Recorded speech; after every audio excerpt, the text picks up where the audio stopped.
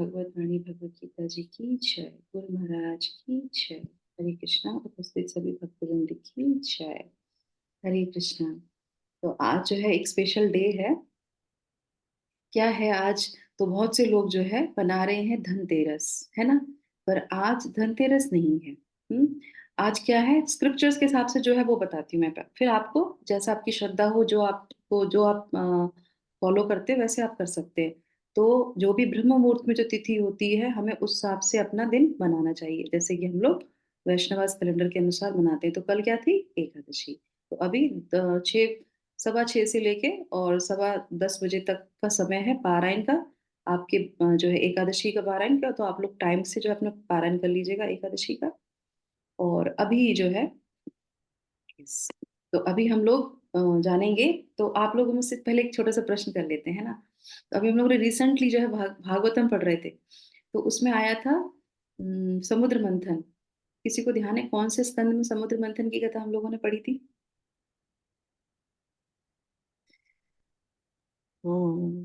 माता जी, 8वें चैप्टर में, स्कंद 8वें स्कंद में। स्कंद 8 में समुद्र मंथन की हम लोग कथा सुनी थी। यस। तो ये समुद्र मंथन कब शुरू हुआ था? किसी को ध्यान है? पता है कब शुरू हुआ था? कौन सा समय था वो समय था कार्तिक का। हम्म ये जो कार्तिक हम लोग सेलिब्रेट कर रहे हैं, तो इस कार्तिक में, और वो कौन सा स्पेशल कौन सा डे था जब भगवान ने शुरू किया ये समुद्र मंथन? वो था रमा एकादशी, कल का दिन। कल से समुद्र मंथन स्टार्ट हो जाता है ना। और उसमें एक के बाद एक चीजें जो है उपस निकलती जाती हैं, है ना। तो जैसे हम सब जानते हैं, तो रमा एकादशी की तो हम लोग धनतेरस मनाते हैं। तो कल धनतेरस है, तो कल मैं धनतेरस के बारे में बताऊंगी। कल बताऊंगी, आज नहीं बताऊंगी, पर आज कुछ स्पेशल बताऊंगी। तो जो समुद्र मंथन हुआ था, तो उसमें से एक जो है गाय निकली थी। उस गाय का क्या नाम था? सुरभि। सुरभि। सुरभि। यस। तो देखो मेरे पास भी एक छोटी सी सुरभि, दिखाओ। ये दिखी आपको? दिखी? सुरभि मैया की जय। ये धाम से आई है, इसलिए बहुत ऑस्पिशियस है मेरे लिए। हम्म, तो आज के दिन एकादशी के दूसरे दिन जो द्वादशी आती है उसको बोलते हैं गौवत्स द्वादशी। क्या बोलते हैं? गौवत्स द्वादशी। तो उसमें सुरभि मैया जो निकली थी वो द्वादशी के दिन निकली थी। तो एकादशी के बाद जो दूसरी द्वादशी के दिन होता है वो किसके लिए होता है? गौ माता के लिए। तो आज का दिन क्यों स्पेशल है? क्योंकि आज हमको गौ माता के पास जरूर जाके उनकी थोड़ी सेवा करनी चाहिए। जिसके घर में है तो वो पूजा करें अपनी गौ माता की, है ना, श्रृंगार करें उनका। हमारे मुझे अभी भी याद है, मेरे पापा के पास अ, बहुत सारी गैयां थी, 5-6।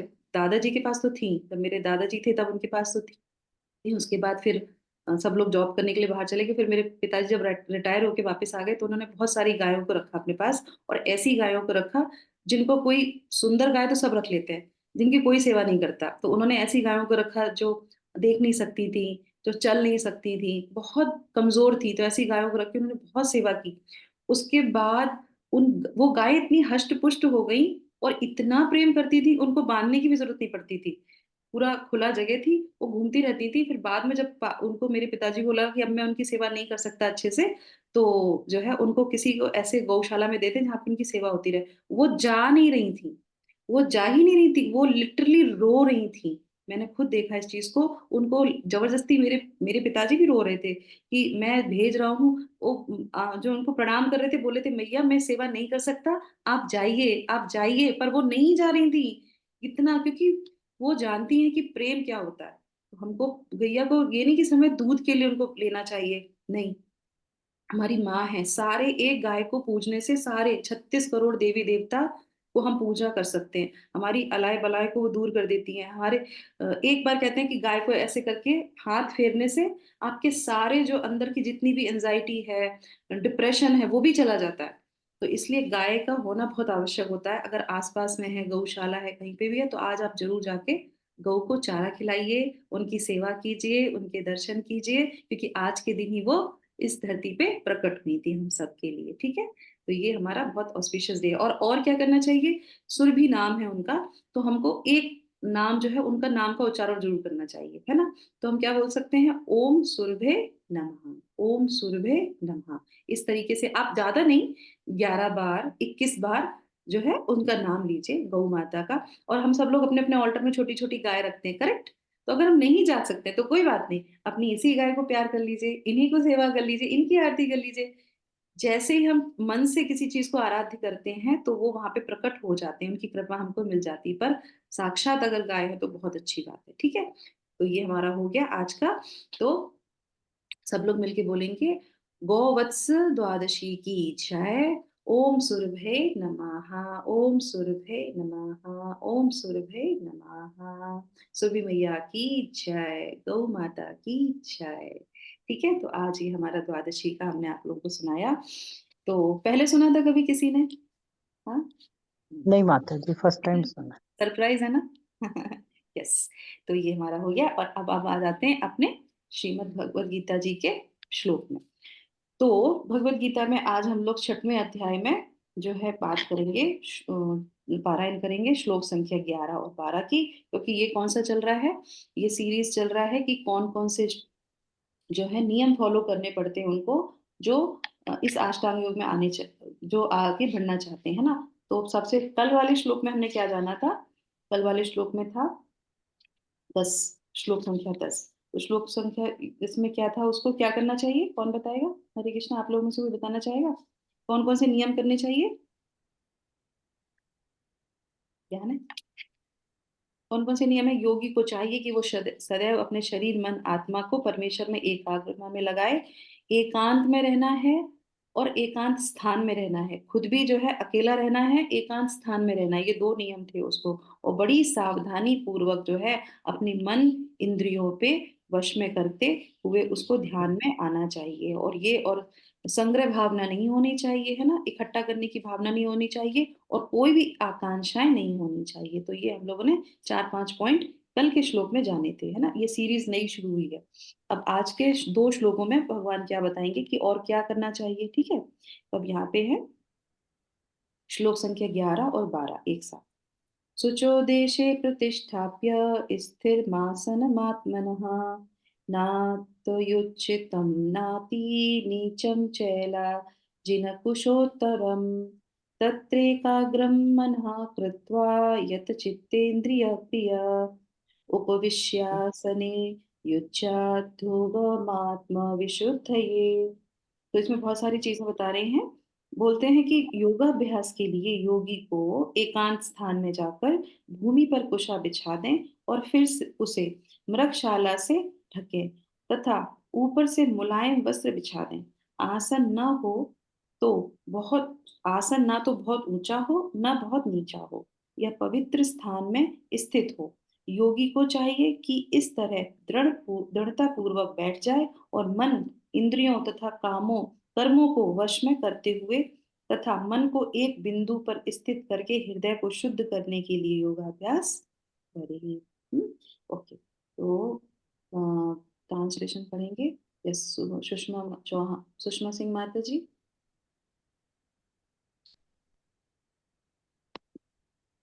हरे कृष्ण। योगाभ्यास तात्पर्य जगत गुरु श्रील प्रभुपाद की जय। पवित्र स्थान तीर्थ स्थान का सूचक है। भारत में योगी तथा भक्त अपना घर त्याग कर प्रयाग, मथुरा, वृंदावन, ऋषिकेश तथा हरिद्वार जैसे पवित्र स्थानों में वास करते हैं और एकांत स्थान में योगाभ्यास करते हैं जहाँ यमुना तथा गंगा जैसी नदियां प्रवाहित होती हैं। किंतु प्राय ऐसा करना सबों के लिए, विशेषतया पाश्चात्यों के लिए संभव नहीं है। बड़े बड़े शहरों की तथाकथित योग समितियां भले ही धन कमा लें, किंतु वे योग के वास्तविक अभ्यास के लिए सर्वथा अनुपयुक्त होती हैं। जिसका मन विचलित है और जो आत्म संयमी नहीं है, वह ध्यान का अभ्यास नहीं कर सकता। अतः वैत्रारधीय पुराण में कहा गया है कि कलयुग वर्तमान युग में जबकि लोग अल्पजीवी आत्म साक्षात्कार में मंद तथा चिंताओं से व्यग्र रहते हैं, भगवत प्राप्ति का सर्वश्रेष्ठ माध्यम भगवान के पवित्र नाम का संकीर्तन है। हरे नाम हरे नाम केवलम कले नास्तस्यैव नास्तस्यैव नास्त्यैव गतिरन्यथा।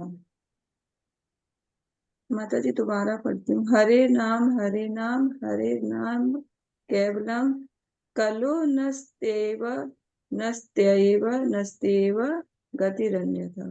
कले और दंभ के इस युग में मोक्ष का एकमात्र साधन भगवान के पवित्र नाम का संकीर्तन करना है।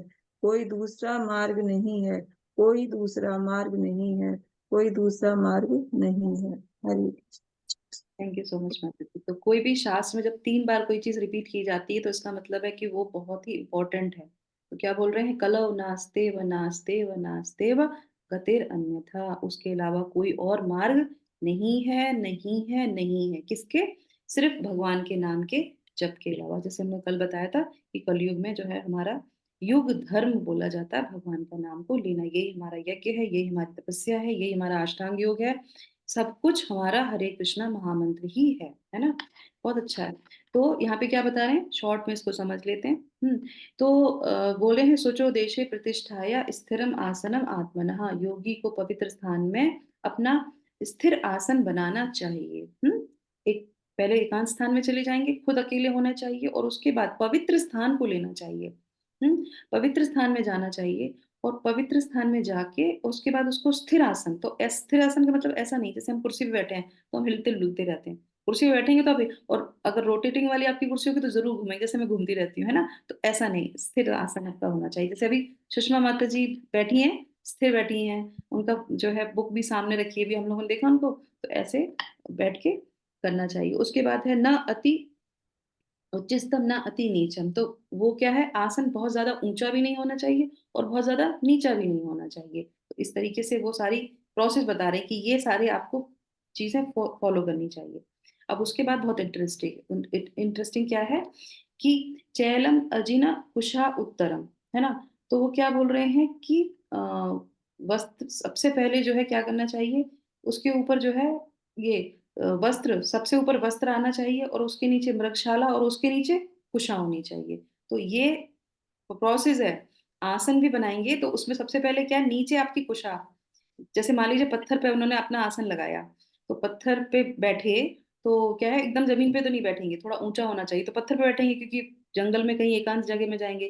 तो उसके ऊपर क्या करेंगे, पहले वो जो है वो बिछाएंगे, कुशाग्रास बिछाएंगे। उसके ऊपर क्या बिछाएंगे, मृगछाल बिछाएंगे। उसके ऊपर फिर एक कपड़ा जो है मलमल का, जो सूती, जो वो बिछाएंगे। रेशमी वस्त्र नहीं यूज करते हैं।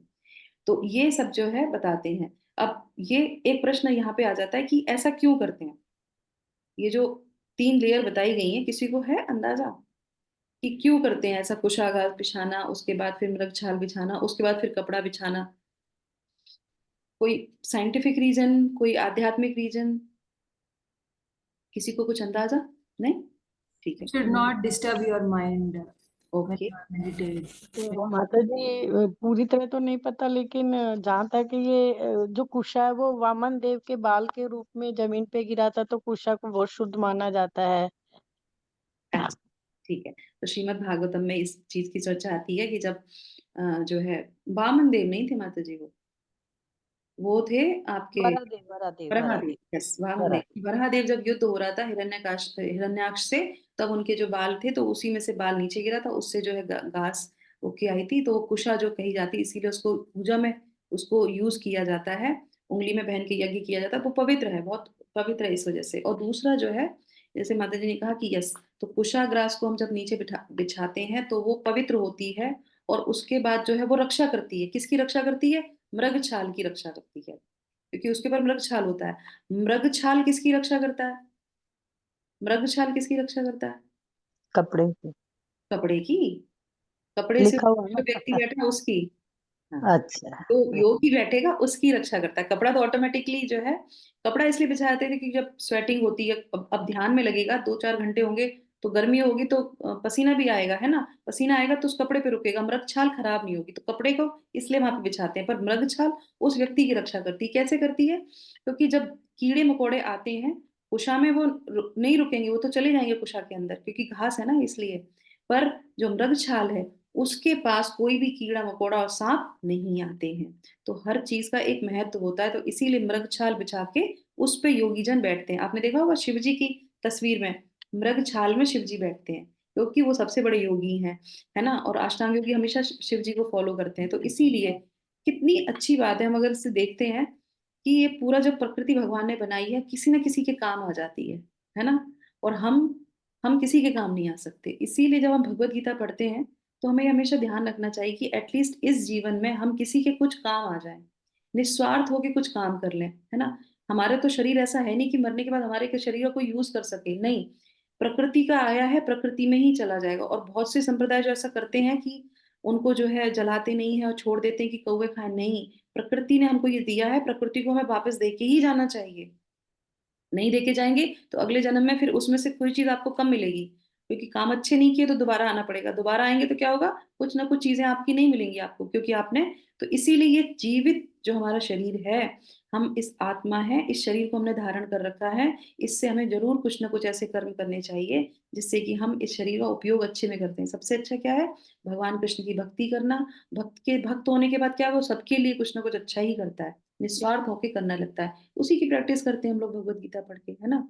तो इस तरीके से, है ना। तो हो गया, मृगछाल का समझ में आ गया, मृगछाल, उषा। और इसीलिए वो बैठ के वो आसन, तो ये बताया गया है ऐसे ही करना चाहिए, क्योंकि वो एकांत वास में है, तो ध्यान में होंगे तो कोई जीव जानवर आ जाएगा, तो इस तरीके से, ठीक है। तो ये हो गया हमारा यहाँ पे। अब इसके बाद आ जाते हैं यहाँ पे, दूसरा पॉइंट क्या है, तत्र एकाग्रह मनः कृत्वा, योगी उस आसन पर एकाग्र मन से बैठे। अब ये नहीं है कि बैठे हैं तो दिमाग इधर से उधर जा रहा है, नहीं, एकाग्र होके। देखिए, ध्यान है आपको, यहाँ पे एकाग्र मन की बात की है। हम लोगों ने एकाग्र मन कहाँ पढ़ा था, कहाँ पढ़ा था, एकाग्रता। जब मन आपका मित्र होता है तो उसका पहला लक्षण क्या है, एकाग्रता। ते बताए थे, दो लक्षण बताए थे, तो उसमें से एक मन क्या था, एकाग्रता। तो इसीलिए बताया गया, वो मित्र है आपका, तो वो मित्र के साथ ही आप साधना कर सकते हैं, उसके साथ ही आप जो है ध्यान लगा सकते हैं। तो वो एकाग्रता होनी चाहिए, ठीक है। और उसके बाद है यत चित्त इंद्रिय क्रिया, और अपने चित्र तथा इंद्रियों की क्रियाओं को वश में रखना चाहिए। ये सारी चीजें बहुत इंपॉर्टेंट है, कैसे करके इसको कंट्रोल में करके फिर आप साधना करेंगे। तो कल हम लोगों ने जाना था कि बहुत मुश्किल है एकांत में, क्या कोई मन में आ गया, कुछ हो गया। हमें इतने उच्च स्तर पे भरत महाराज थे जो गए थे जंगल में क्या करने के लिए, साधना करने के लिए गए थे। और कहाँ मृग पे उनका जो है मन आ गया, उसको देखते देखते, और फिर क्या हो गया, उनका अंत समय आ गया और मृग उनके चिंतन में था, है ना। तो बस उसी के बाद उनका दूसरा जन्म मृग में हो गया। पर क्यों, क्योंकि भगवान भगवत गीता में ये भी बोलते हैं कि जो भी मेरी भक्ति करता है उसको कभी जो है नामे भक्त्या पनश्यति, तो वो कभी जो है उसका अंत नहीं होता। तो वो ध्यान, उसकी स्मृति दिला दी, गजेंद्र को उन्होंने स्मृति दिला दी कि तुमने मेरी भक्ति की थी। तो इसी तरह से भरत महाराज को भी बता दिया कि हाँ तुमने मेरी भक्ति की थी, तो उनको स्मरण रहा।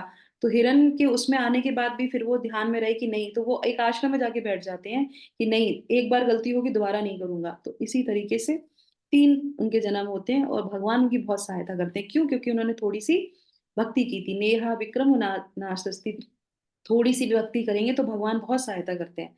तो इस तरीके से ये तो हो गया भक्ति लोगों के लिए। पर जो अष्टांग योगी हैं, क्योंकि वो अपने वो इंद्रियां कंट्रोल करते हैं और भगवान को प्राप्त करने के लिए, और भक्त क्या करता है, अपने आप को भगवान को सुपर्द कर देता, फिर भगवान की रिस्पॉन्सिबिलिटी जाती है, भगवान अपने आप जो है उसका ध्यान रख लेते हैं। तो ये फर्क आ जाता है ना। उसके बाद क्या बता रहे हैं, उपविषय आसने याद योगम आत्म विशुद्ध है, योगी को आसन पर बैठकर अपने हृदय को शुद्ध करने के लिए योग का अभ्यास करना चाहिए। तो जो लोग भी अष्टांग योग, ये बहुत इंपॉर्टेंट है, जो अष्टांग योगी करते, कोई हमें तंत्र मंत्र के लिए, कोई सिद्धि प्राप्त करने के लिए नहीं करना चाहिए। भगवत गीता, हमारे शास्त्र बोलते हैं अपने मन की और अपने इंद्रियों की शुद्धि के लिए, क्योंकि हमारे अंदर क्या है, काम क्रोध लोभ मद मत्सर है, इसको शुद्ध करने के लिए ही हमें अष्टांग योग भी फॉलो करना चाहिए। जो सिद्धि है, जो आसन पे बैठे हैं, जो ध्यान लगाएंगे, वो भी इसीलिए ही होना चाहिए, है ना। मन शुद्ध करने के लिए, हृदय शुद्ध करने के लिए, विकारों को दूर करने के लिए ना, नहीं कि किसी भी जो है सेंस ग्रेटिफिकेशन के लिए, प्यूरिफिकेशन के लिए हमें ये करना चाहिए, सेल्फ प्यूरिफिकेशन के लिए। ठीक है, अब ये हमारे हमने सुन लिए सारे, हमने जो है अष्टांग योग में। अब यही नियम हम कहाँ सीखेंगे, भक्ति योग के लिए, है ना। बहुत इंपॉर्टेंट है कि नहीं है ये। देखिए, अष्टांग योग सुन रहे हैं तो जो अष्टांग योग फॉलो कर रहे हैं उनको ये सारे नियम करने हैं, उनको सब पता चल गया। पर शिला प्रभुपाद क्या बता रहे हैं, भक्त को भी जो है ये सारी चीजें कर सकता है। वो कैसे कर सकता है, नंबर 1 पे क्या बताया था हमने, कि शुचो देशे, शुचो का मतलब होता है एक तो शुद्ध होना चाहिए। तो जब हम सुबह उठते हैं तो सबसे पहले हमारे पहला पहला काम क्या करना चाहिए, हमने अपने आप को शुद्ध करना है। और दूसरा क्या है, देशे प्रतिष्ठाय, और शुद्ध पवित्र स्थान पे। तो पवित्र स्थान क्या हुआ, आपके घर का जो सबसे पवित्र स्थान है, ऑल्टर के सामने, भगवान के सामने बैठ जाइए। जमीन पे आप बैठ सकते हैं, बहुत अच्छी बात है, स्वच्छ होके जमीन पे बैठ जाइए। और जमीन पे, एकदम खाली जमीन पे कभी बैठ के ना भोजन करना चाहिए और ना कभी जपा करना चाहिए। ये बात हमेशा ध्यान रखिए, खाली जमीन पे बैठ के कभी भी ना जपा होना चाहिए ना भोजन करना चाहिए। हमेशा एक जो है वस्त्र होना चाहिए। पूजा भी अगर आप कर रहे हैं, भगवान को आरती भी कर रहे हैं, तो नीचे क्या होना चाहिए, आपके एक पैरदान होना चाहिए, है ना। वो जरूर ध्यान रखिए, ऐसी चीज जरूर होनी चाहिए नीचे, कपड़े का, जिसपे आप खड़े होके। और जो प्लास्टिक की चटाई वगैरह होती है वो कभी यूज नहीं करनी। ये प्लास्टिक हमारे किसी भी जो है उसमें आता नहीं था, आजकल प्लास्टिक की छोटी छोटी चटाई आ जाती है, उसको नहीं, कभी भी प्लास्टिक नहीं यूज करनी चाहिए भगवान में। पोशाक का हो, उषा भी नहीं, आजकल कपड़े के मैट आते हैं सबसे बढ़िया, वो लगा के भगवान का ऑल्टर पे पूजा कर रहे हैं, तुलसी महारानी की पूजा कर रहे हैं, तो भी बाहर हो, तो भी जो है पायदान लगा के तभी पूजा करनी चाहिए।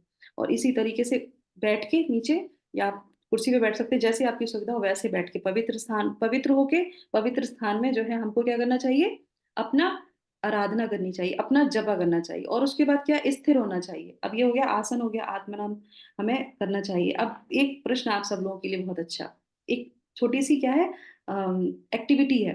आप लोग जहां जहां भी हैं, जिस जगह पे हैं, जिस शहर में हैं, मुझे बताइए आपके शहर में, आपके वहां के स्थान में सबसे पवित्र क्या है। एक एक करके हाथ खड़ा कीजिए, मैं नाम बोलूंगी आप लोगों के, है ना। बताइए, एक एक करके हाथ खड़ा कर दीजिए, फिर मैं आप लोगों का नाम बोलूंगी, आप बताएंगे।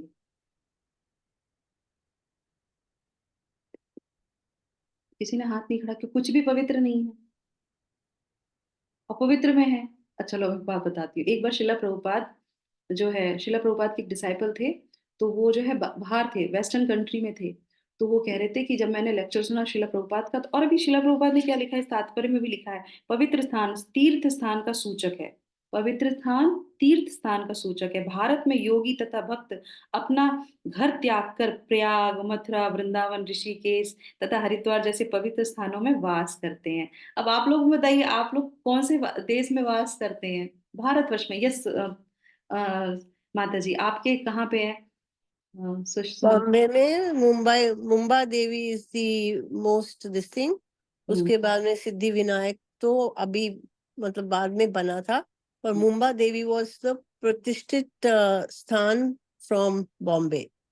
और एक चीज और बताऊं मैं बॉम्बे की, बॉम्बे में समुद्र है, हाँ, समुद्र में सारी नदियां मिलती हैं, करेक्ट। तो सुख सागर। में समुद्र, सागर, समुद्र है, जहां समुद्र है वो पवित्र है। जिस भी क्षेत्र में क्या है, किसी भी नदियां हैं, वो बहुत स्थान पवित्र है। तो आप लोग यहाँ कोई नदी नहीं है, हमारे यहाँ तो है, बेंगलोर में कावेरी नदी है। तो इसलिए बताइए, डॉक्टर सुमित प्रभु तो कहाँ रहते हैं, प्रयागराज में रहते हैं, सारे तीर्थों के राज जो है राजा है वहां रहते हैं। तो बताइए, आप लोग बता नहीं रहे, एक भी लोग नहीं है, कुछ भी नहीं याद आया। ध्यान रखना चाहिए हम कहाँ रहते हैं, वहां पे सबसे पवित्र स्थान क्या है, बोलिए। यस अनिता। माता जी, नोएडा में जमुना जी हैं यहाँ पे। हरी बोल, यस नोएडा। और ये नोएडा, ये दिल्ली वाला जो है, ये तो बहुत पवित्र स्थान है आपका, कुरुक्षेत्र भी इधर पास में है। क्षेत्र है। यस, और दिल्ली जो है आपका, दिल्ली नोएडा जो आता है, दिल्ली तो इंद्रप्रस्थ है, यहाँ पे भगवान रहे हैं। ये तो अपने आप में बहुत बड़ा और पवित्र स्थान है, करेक्ट। और जमुना जी भी है वहाँ हस्तिनापुर, पे। यस, हस्तिनापुर था। हाँ। और कौन बता रहा है, कौन कौन से हैं, कहाँ पे कौन कौन रहता है। हम्म। माता जी हरे कृष्णा। मैं हाँ, हरे कृष्णा माता जी। हाँ, मैं फिलहाल मुरादनगर में हूँ और यहाँ पे वो गंगा जी बहती है, छोटा हरिद्वार के नाम से यहाँ फिर उसको अरे जानते हैं सब लोग। यस।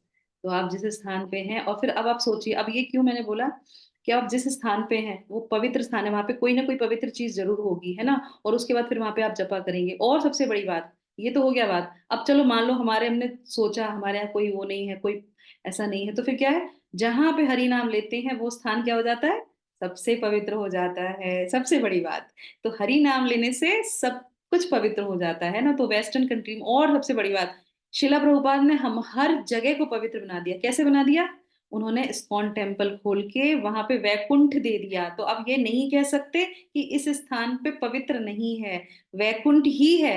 हर शहर में उन्होंने वैकुंठ दिया है। तो जहाँ भगवान के भक्त रहते हैं भगवान वहां स्वयं रहते हैं। हरि कीर्तन जहाँ होता है, शास्त्रों को जहाँ पढ़ा जाता है, वो जो है वैकुंठ होता है। तो हर शहर में एक एक वैकुंठ है। आप कभी नहीं सोच सकते यहाँ पे कुछ नहीं है। है तो आप सर्च कीजिए कि जिस जगह मैं रहता हूँ वहां पे इस्कॉन टेम्पल है कि नहीं है, जाना चाहिए, है ना, उस जगह पे जाके। तो और क्योंकि वहां पे हरि नाम का हमेशा कीर्तन चलता है, संकीर्तन चलता है, तो इस वजह से। ठीक है, तो ये हो गया हमारा स्थान हो गया। ठीक है, उसके बाद क्या है हमारा जो बैठते हैं, तो वही है कि हम ऐसी जगह पे बैठे जहाँ पे हम विचलित ना हो, घूमे फिरे ना, और आराम से जपा कर सके, है ना। तो जपा के लिए स्थिर जगह होनी चाहिए। और दूसरा क्या है, एंजाइटी भी नहीं होगी। दूसरा यहाँ पे आ गया कि एकाग्र चित्त से हमें जपा करना चाहिए। तो कभी कभी होता है ना बहुत, हरे कृष्णा कृष्ण कृष्णा ऐसे तो ये क्या होता है, एक बार श्रील प्रभुपाद के जो भक्त थे वो ऐसे करके जपा कर रहे थे, और पैर अपना बैठे बैठे पैर भी हिला रहे थे, हरे कृष्णा कृष्ण कृष्ण हरे हरे, हरे राम राम राम।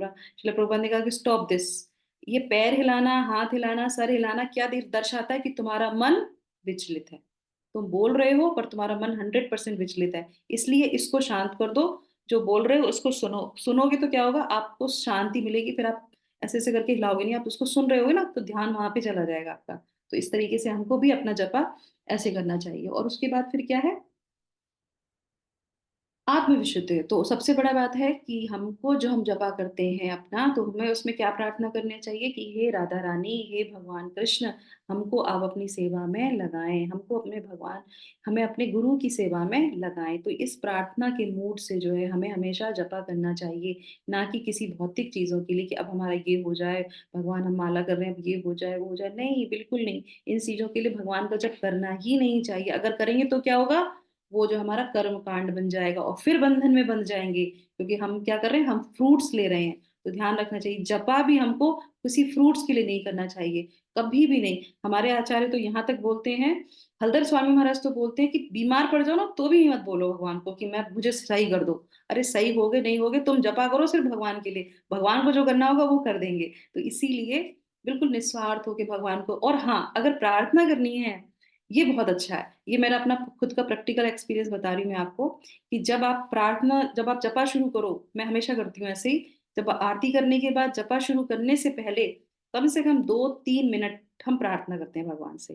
पर किसके लिए प्रार्थना करते हैं, अपने लिए कभी प्रार्थना नहीं करती मैं। अपने लिए कभी प्रार्थना नहीं करती मैं, सिर्फ और सिर्फ जो मेरे एसोसिएट हैं जितने भी, सबका नाम ले लेके जो भी। और कुछ लोग तो रैंडमली मेरे दिमाग में उस समय आते हैं, तो मैं सबके लिए प्रार्थना करती हूँ। करना भी चाहिए। और आप जब प्रार्थना करते हैं फिर आप जपा करते हैं, तो आप देखिएगा इतना अच्छे से जो है जपा होता है, इतनी शांति से वो जब, भले ही 4 कर पाए क्योंकि टाइम कम होता है सुबह, तो 4 राउंड, 4 राउंड, 6 राउंड जो भी सुबह करते हैं, उसके बाद फिर बाकी सब करते हैं। पर वो 4 राउंड जो होते हैं, 4 राउंड या 6 राउंड या 8 राउंड, बहुत बढ़िया होते हैं। और जब हम जिसके लिए, हमने जिस चीज के लिए प्रार्थना की, कि वो व्यक्ति बीमार है या उसको कुछ ऐसा है, आप उसको उसका ध्यान रखिए। तो जब उसके लिए करते हैं और वो व्यक्ति को वो चीज जो है मिलती है, वो स्वस्थ होता है, तो हमें लगता है कि भगवान हमारे साथ जो है क्या हुआ, रेसिप्रोकेशन हुआ। और ये इतना हृदय शुद्ध करता है, इतना हृदय शुद्ध करता है। जैसे मान लीजिए किसी व्यक्ति से कुछ अनबन हो गई आपके, या मन में कुछ अटकन लग रही है, तो उस व्यक्ति का नाम लेके भगवान से बोले कि भगवान मैं भक्ति नहीं कर सकता, क्योंकि अगर उस व्यक्ति के जरा सा भी मेरे मन में कुछ आ गया या कुछ ऐसी चीज आ गई, तो अगर आप ऐसा बोलेंगे भगवान को, भगवान रेसिप्रोकेट करेंगे, फिर आप इतने शांत हो जाओगे कि आप आराम से अपनी भक्ति कर सकते हो। नहीं तो क्या होगा, वही वाली बात, क्या एक मूढ़ा, और कौन सा था, एक, 3 बताए थे ना शत्रु मन के, एक मूढ़ा हो गया और दूसरा कौन सा था, याद है किसी को? अरे पन्ने पलट लो, आपकी तो कॉपी में लिखा होगा है। दूसरा कौन सा था, एक मूढ़ा हो गया। ये हमारे शत्रु हैं, 3 शत्रु बताए थे मैंने। किसको याद है, मूढ़ा मतलब जिसको पता है ये गलत है फिर भी वही काम करता है। दूसरा, प्रेम माता जी लिखती है ना हमेशा, बताइए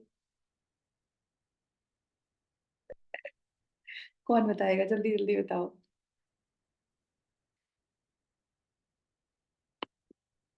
हरे कृष्णा। हम्म, किसी ने नहीं लिखा।